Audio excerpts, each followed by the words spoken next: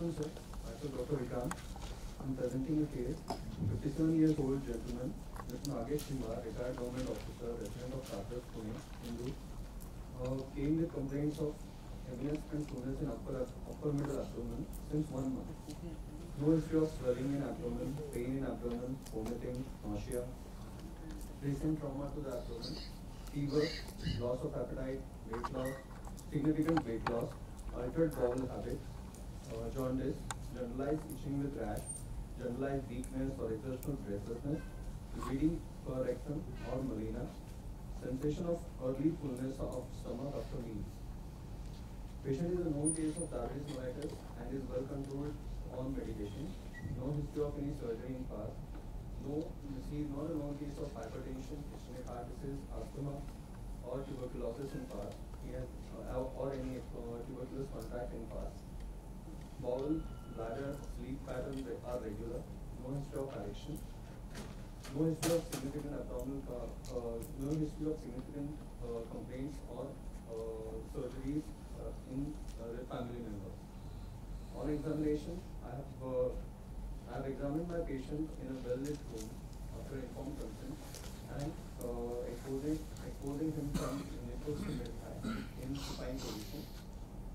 Patient is alert, well-oriented, averagely built and obese with BMI of 30 kg per meter square.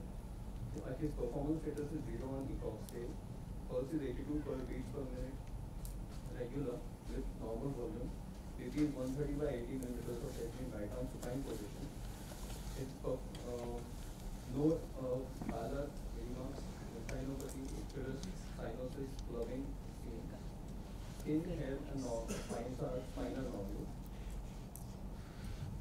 I've examined my patient. Now I would like to go for the abdominal examination. On inspection, the abdominal contour is normal. There is visible fullness in the epigastric. The umbilicus is centrally placed. No visible peristalsis pulsations.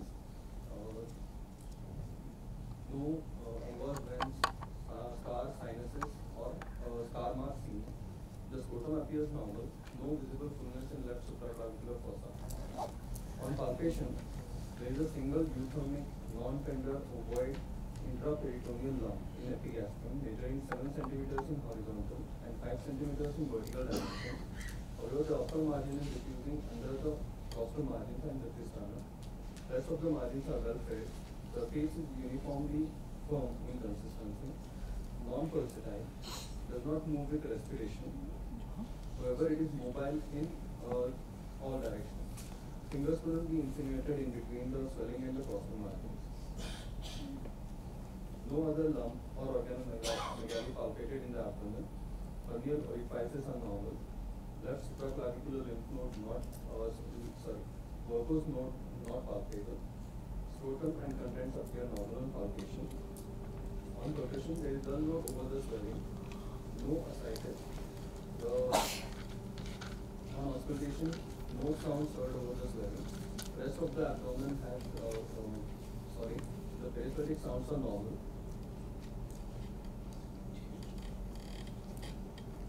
So I would like to summarize the case.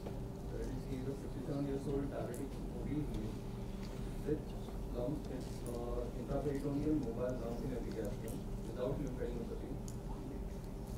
Most probably a gastrointestinal stromal tumor.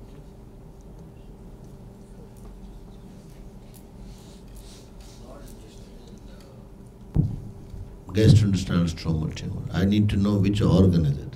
Sir, the soft tissue or benign mass arising from the stomach. So you think it is stomach? Yes, sir. Now, if it is stomach, why won't it move on respiration? Sir, it was I examined, sir, most probably it may be from the anterior wall of the stomach, the soft tissue mass, which is, sir, with these findings I could get only towards only one finding. No. Explain why it is not moving on respiration. Does stomach move on respiration? Yes, sir. So what is attached to stomach has to move on respiration. I'm just looking at the findings. So this was a Yes, that is why it was necessary to understand. And don't come to gist at all. Don't even mention it. Just mention the organ, benign or malignant. Then have a differential diagnosis. So it should be a benign mass arising from the... No, I am not interested in the diagnosis. I am interested in the examination. Let's start with the history. There is nothing in the history besides the lump. Next.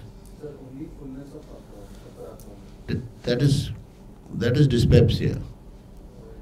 Not specifically dyspepsia. Patient is an obese male. We noticed that there is recent increasing progressive fullness of the upper abdomen. Now, because the patient is obese, you could have missed the movement on respiration. Yes. But if you say stomach, you'll have to look for it more carefully. Next. So on examination. No, I can see that you described it. Single euthermic. What do you mean by that? You know, local temperature is not raised. Local temperature of skin is not raised. How would it reflect on the stomach? Is there any inflammation in the stomach or in the intraperitoneal organs which will reflect as hot skin? No. Now, a skin would be hyperthermic if there is a parietal lump or an intra-abdominal lump which has become parietal and the inflammation is on the surface. Otherwise, do you know how many layers you have to cross before you actually feel the temperature? So this is a bot statement.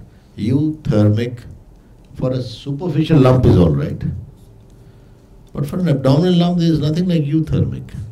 Abdominal lump, you can't feel the temperature.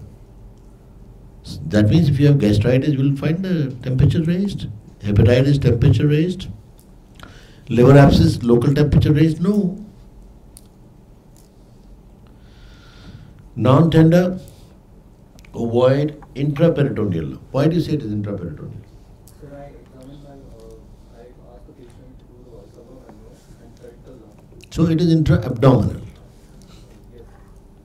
And Intra-abdominal can be intraperitoneal and retroperitoneal. So how do you know? Intra-abdominal I accept it. Then how do you know it is intraperitoneal and not retroperitoneal? sir, after the knee elbow position, the lump is still palpable and it is not there. You did the knee elbow test in this? Yes, sir. For this patient. He allowed you? Yes, sir. I won't. I actually fail people who do a knee elbow test. Can you tell me why? It is a cumbersome test. So No, I've been around telling people this. It's not a right thing to do. I'm not responsible for everybody. I'm just telling you the reasons for it. Like I said, I will give you a reason. It is a very, very difficult test to do. How did you do knee elbow test? Tell me.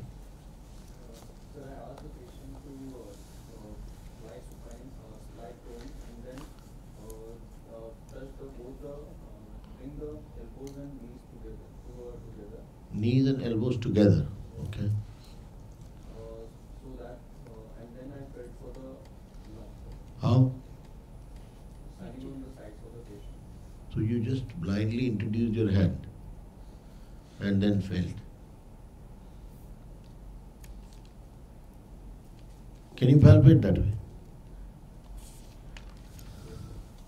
You're finding it so difficult to palpate the lump, whether it's moving on respiration or not, in a supine position, and you are able to palpate the lump in a knee elbow position. You must be joking. This test is abandoned now. It is cruel to the patient. Have you ever been in knee elbow position yourself? Try it today. And a sick patient, obese, you're saying, his anterior abdominal wall would be touching the bed. Where is the space? On the couch, it will be touching the couch. So one, it is cruel to the patient. Second, information given is very, very low. It is very highly insensitive test. You can't make out. And thirdly, you have simpler tests. So the mobility also. If the lump is mobile, why do you need a knee elbow test? Is there any retroperitoneal lump which is mobile? No. So you don't need it. So one, it is useless, in fact painful, and you don't need it. Doing it would mean that you don't care. And then some people talk about that minimal ascites by puddle sign. And I often ask this question. How do you do puddle sign? You put the patient in knee elbow position. Then where are you? To tap it, you need to go under the bed. It's all useless. And we are scientists. We should have evidence and more than that, heart. You cannot do a useless test, painful test on a patient for no information. I would not do it in a patient who's got a mobile lump. It has to be intraperitoneal. Retroperitoneal lumps are immobile. Why would I need it? No, it's contraindicated. Necessary means you will be killed for this. Because this is going to cause so much of pain. I have seen a patient collapse in an exam in knee elbow position. Obs jaundice, old lady. And this gentleman is trying to find out whether it's intraperitoneal or not, gallbladder lump. And lump is mobile. It's moving on respiration. Why do you need to do anything? And in justification, I also look for puddle sign. I said, this is double-blinded approach to life. You're going to die anyway. With one eye closed, now with both eyes closed, you jump. Coming to the organ of origin, why do you think it is stomach?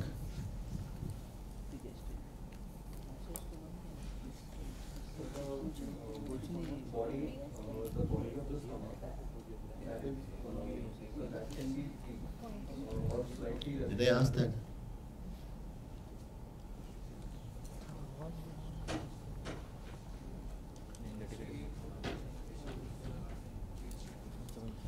You can answer that. You can take the mic back.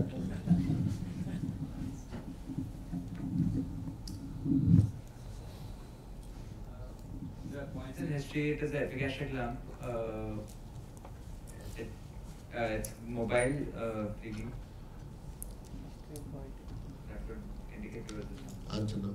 Sir, only site of the swelling and Points in history. Sight sir, there is and dyspepsia or heaviness, whatever you say. These are the only two symptoms. Yes, sir. On examination, sight. On examination, the swelling has been felt in the lump has been felt in the epigastric only, and the upper margins are not felt. And diffuse in the system. So this is why you say it is stomach. Now why gist? Sir, because it is most probably a benign pathology, but there are no signs of. Gist is not benign. Yes, So it can be benign or malignant, depending on the size and. I know. Gist is, but gist is a separate category. You don't classify based on your gut feeling. No. So gist is a gist. It is treated as a malignancy unless proven otherwise, based on the mitotic figures, size of the lump, presence of lymph nodes. Lymph nodes are rarely involved. So gist is a diagnosis of a different. Gist is a diagnosis of exclusion. We don't have terms like gliomyoma and all that stuff now, so we don't know. We look at histology and we decide. So,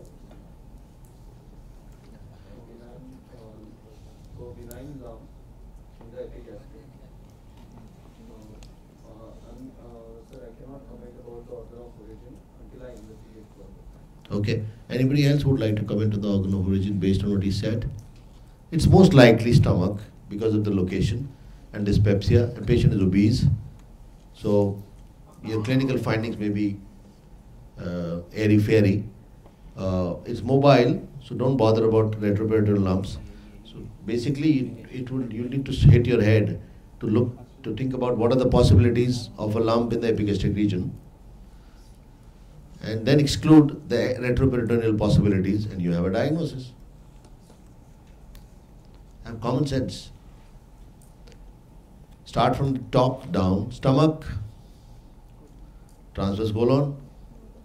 So the patient has no I'm not saying one or the other. Please listen. Stomach, just before that you were talking about upper part may be involved, lower part may be. We are not even interested in that part. We don't know where it is arising from, and you're talking about upper part of stomach and lower part of stomach. Don't come with a fixed idea of a diagnosis. You will definitely have a problem then. Because if you have a fixed idea, you try to get ideas around it. If you don't get a diagnosis, getting to know the diagnosis before exam is the surest recipe of failure. One, if the patient changes, you've definitely failed. The patient is the same, everything you'll put in the same basket. Same patient, but you have to make it just. So maybe he said little heaviness, he is not interested. He could have explored. I told you the differential diagnosis of cancer stomach. One is silent. Dyspepsia also is the finding. Why can't it be stomach cancer? What's your problem? So patient did not give history of early fullness of stomach after meal. But patient didn't give you history of the other thing also. He gave you no history. That's what I'm saying. You are saying just because you're convinced about just. So you're not listening. You don't want to talk to the patient. And then you're trying to explain upper part there may be no gastric obstruction, lower part there can be outlet obstruction. Lower. Who is asking that? We have not yet found out the organ of origin. Now in the midline you have stomach. You immediately know that transfers to the colonic history. Who is saying colonic history there or not? There are two reasons why there is no history. There are two possibilities, I would say, why we are not getting any history. One is that you did not take it. And two is that it did not give you. Three is both. A and B. So dear, the history can always be cross-checked from the patient then. The examiner gets up. He says, okay, since when do you have this problem? 3 years. What was the first thing? I had dyspepsia, difficulty in digestion was the problem. Indigestion was the problem. Distaste for meaty substances, heavy meals, postprandial heaviness. You'll start off with a battery of things. He didn't tell you that. And then you had it. But you would say, I was given the diagnosis of GIST. Now what do? Don't ever ask for a diagnosis. If somebody tells you the diagnosis, he is your greatest enemy. Actually, he has ensured that you fail. And for us to pick up, the diagnosis is very easy because I know in this case, you know the diagnosis. And I'm not going away for the heck of it like hepatoma. Don't be obsessed with it. Just discuss a case. The exam is about discussing the case. We have an epigastric lump which is mobile but is not moving on respiration. How do you explain that? You don't know. So check your finding again. If your finding is wrong, we are honestly wasting time on why. So what will the examiner do? What will I do? I'll get up and check it. And if it is moving on respiration, you start moving, dear. That's what I'm saying. Because then the basics are wrong. You don't pass the exam with basics which are faulty. I don't care what diagnosis you give at the end then. I won't say, because he said GIST, so it's okay. That is completely out of hand. It goes against you now. Are you all following what I'm saying? This is a classical scenario where you got the diagnosis beforehand and you're putting, that's called, I call it stuffing the picture into the frame syndrome. You already have a frame, which is square. You get a round picture, you're fitting that also into this. It is round, but it looks less squarish to me. Epigastric lumps can be stomach, colon, going behind, lesser sac, nodes, aorta. We are done. Or something in the omentum. Okay? Now let's get all of them out. Since it is intraperitoneal, we'll stop before the pseudocyst. Pseudocyst is retroperitoneal. Out. So stomach, transverse colon, and omentum. Okay? So I'll go carefully looking for movements of respiration. Spend time. Just because you didn't find it, you're putting us into a spin unnecessarily. If you find a movement and respiration, it's a lump arising from stomach. I don't care whether it's cyst or adenocarcinoma inside. I'll exclude adeno, but silent presentation is common. We discussed it just before your case. Then I'll talk about, first thing is the organ of origin. Go to the diagnosis.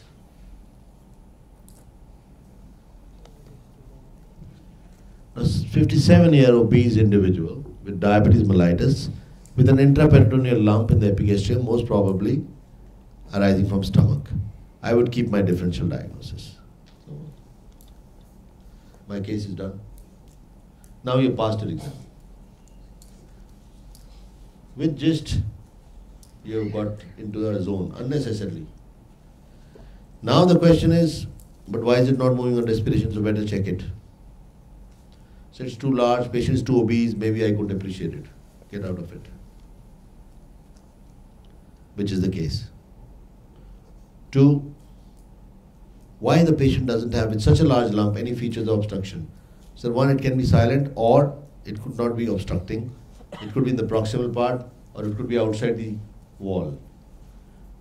Now he'll say, what are the other features that you think are, not in favor of it being carcinoma stomach? You'd say patient has not lost much appetite, there's no loss of weight. There are other features, no? There are no features in history to suggest loss of appetite, loss of weight, etc. And on examination, I don't find any hardness, irregularity, and it doesn't look like a feature. With this size lump, I will not call it carcinoma stomach. No, but then what else can arise from the stomach? So something can arise from the stomach, yet not produce obstruction. Even gastroesophageal junction growths, which are in the upper part of the stomach, will produce loss of appetite, loss of weight. There is, especially in stomach cancer, asthenia is outstanding. It's very clear. It's clear and glaring, asthenia, anemia, anorexia. You can't miss it. You don't have those features. I've given you a mnemonic. Exclude cancer stomach, and then you're left with something. Okay, what else can it be? Sir, it could be arising from the omentum, I don't know, but it should move. Or it could be arising from the wall of the stomach. In that case, the possibility of GIST can be included. Yes. You reach GIST just like this. How do you proceed? I would like to confirm the organ of origin. I would do the ultrasonography. I don't like it. This is not what I taught. I've wasted a lot of my time. Yes. I like to confirm the diagnosis and to evaluate for fitness for and stage it. Please keep the mic to your mouth. Investigations to confirm the diagnosis, support the diagnosis, stage the disease, and to treat. This is how it stays. If you change it, you're wasting time sitting here also. I've given you a very clear guideline which will help you. And then again you're going all over the place, which means you've not thought of anything else. What you came with, you want to bomb it out, which will put you in a fix. Be flexible in learning. Now repeat it. Investigations, how do we present investigations? I would do the investigations to confirm my diagnosis, to support my diagnosis, to stage the disease, and then treat the patient. So what's your problem with this? Do you have a problem in this division? Now if you have it, you can tell me. I can add the 5th one if you suggest. I'm willing to change. So be there. Investigation to confirm the diagnosis. So, I'll do the ultrasonography of the abdomen. To know the size, organ of origin. And free fluid in the abdomen, or any liver lesions. There are no liver lesions. You're talking like a surgeon. If you look for the organ of origin, metastasis to the liver, lymph nodes, ascites. That's how you describe it. You don't say liver lesions, no? Ascites, lymph nodes, and organ of origin of this. So ultrasound can kill that issue of organ which you're talking about. And then the whole picture changes. To support, To support, I would advise, I would do the contrast analysis. no? You done an ultrasound, there's a lesion in the stomach. What's the next? Upper GI endoscopy to take a biopsy and move on. If it is outside, you may not be able to take the biopsy. And and you can do endoscopic ultrasound and get an FNA. Yes. I would do the. To stage, you need a CT scan, not before that. CT scan is not for diagnosis. Okay. I would do the endoscopy, upper GI endoscopy, and see if there is any lesion on the luminal side. If present, I'll take a biopsy of the lesion, and I'll do the. If not seen, I'll do the endoscopic ultrasound, and do the FNA of the mass. What next? So next, I would check to stage the disease. If I will do the contrast and CT scan after checking the renal function test of this patient, and then see for the extent. All right, your diagnosis is GIST. What do you do? So this. GIST is a. Would you do a FNA from outside, or endoscopically you're not able to get any tissue? What do you do? Endoscopic ultrasound, FNA is not usually helpful because you need tissue. So you need a core biopsy. Would you do through the abdomen or you won't do it? Sir, to confirm, just seems to be a diagnosis of exclusion. Therefore, now you come to the point, that's what I'm trying to say. You started it as a diagnosis, so you have to exclude others before you call it GIST. Clinically also. Is it clear? You reached the same point, therefore I wanted to highlight this. So you would treat it. Sir, I will check for the resectability of this mass, and if it is resectable, But CT does give you an indication of it being GIST, and you don't need to do lymph node dissections there, and you don't need a very wide margin. You can conserve the stomach. How much is the margin needed for GIST? Sir, until and unless margin, I'm not sure about the margin. The gist, what I have read about is, if it is resectable from the surrounding organs, easily resectable. What is my question? Just answer that. No, you don't have to speak what you've come prepared with. My question is how much margin? Your answer is you don't know. That's it. Anybody would answer that? Yes, anybody? 2 centimeters. 2 centimeters margin. And people say even if it is simply 1 cell away from the last cancer cell, it's fine. But 2 centimeters is what is recommended. In stomach you have plenty of space, so you can take out 2 centimeters. No role of lymph node dissection. And that ends the matter. Just commonly presents with a lump without symptoms or lump with bleeding. And diagnosis becomes easier if there is bleeding. Then you err on the side of GIST. Otherwise CT findings can suggest GIST by virtue of its location, contrast enhancement and all those features. And if there is GIST, the answer is wide local excision. Don't say gastrectomy. That's what I'm saying. Wide local excision. If this was adenocarcinoma, you'd go for distal gastrectomy if it is distal, and gastrectomy if it is proximal. We know that. So that's the difference here. You can do a wedge resection laparoscopically. It's possible. Just you can do the wedge resection and the treatment is over. Part of the wall of the stomach can be. That's right. Now, And sir, followed, as the size is more than 3 centimeters. I'm not asking that. Now, so we've done the surgery. What all do you expect the pathologist to tell you? Sir, I want to grade of the tumor, the microtic grade, and margins. And, What staining is used?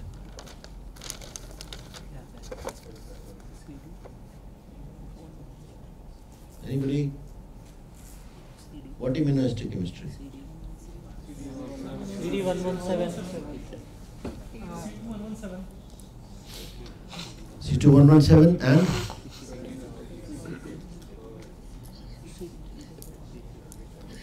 That's what I'm asking. You want to talk about imatinib, suratinib, I am not interested. Is that right? I've done it all, I know it. So don't try things. Man, I'll go by the side and I'll start. I am not at all going there. I have better things to do. You getting my point? Because I hit the grey zones. I don't waste time on whites and blacks. which are anywhere you can read.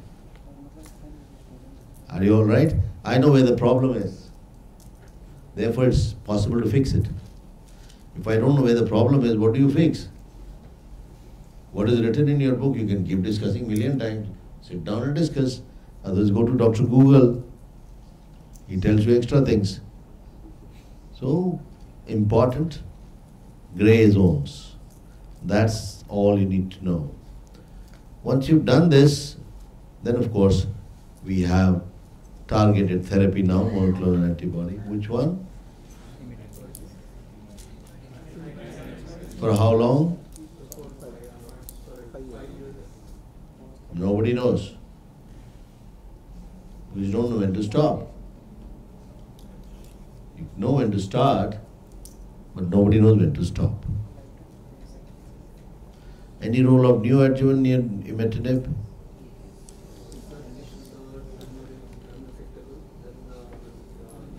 If it is non-resectable, yesterday I taught you, it will not be neoadjuvant, it will be primary. So if you have a core biopsy result or you were lucky to get endoscopic report, then you can put patients in a large tumor, but otherwise surgically resectable disease, you can put the patient on imatinib, usually 3 to 5 years, or whenever the toxicity develops. What is the toxicity?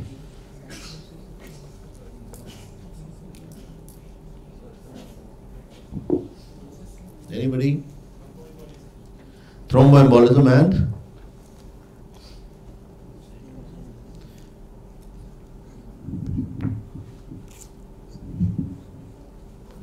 How do you start it? What baseline investigations you do?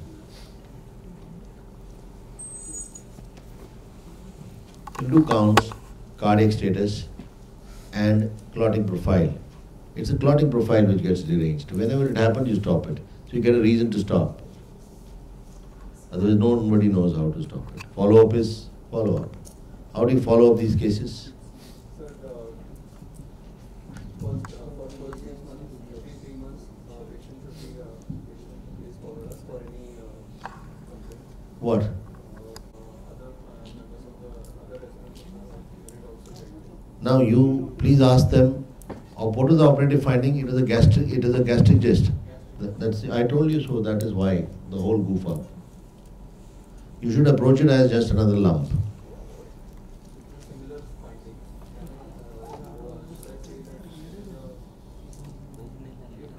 I've already answered that. I've told you what exactly you will say. Because you were obsessed with gist, no? That can create problems. And it will move on respiration if you watch carefully. You tell me, why won't it move? No, just because 5 people say it's dark, it doesn't make it dark. You have to explain. Unless the stomach didn't move, you have to find out. The movement of stomach is not so large, no quick. But when the lump is attached to it, it tends to show up more because that is visible. Anyway. So don't worry, that's all right. You understood the presentation. It won't be you won't get this case in the exam. You may get another case. The idea is to develop a mindset where you can discuss a case and pass your exam. You will rely on ultrasound and other methods. All stomach lumps will move on respiration. I won't say that. But a stomach lump, if you call it, you'll have to look for it carefully. Most of the time, the reasons for not being able to appreciate it are obesity or it being so large that there is no space for movement. It is not that large, so I won't think. I tell you about pseudocyst pancreas also. It's in the lesser sac, which is retroperitoneal. Sometimes there is a mobility because it can get attached to the diaphragm or stomach and then move with it. The movement is very subtle, and if you're very careful, you can see that it's the skin which is moving over the swelling. And the perception is that the swelling is so large, the skin going over it, you think it's the movement of the lump. So nobody's going to kill you for that, but you should make a clinical diagnosis, not a diagnosis you already know. Okay? Round, please.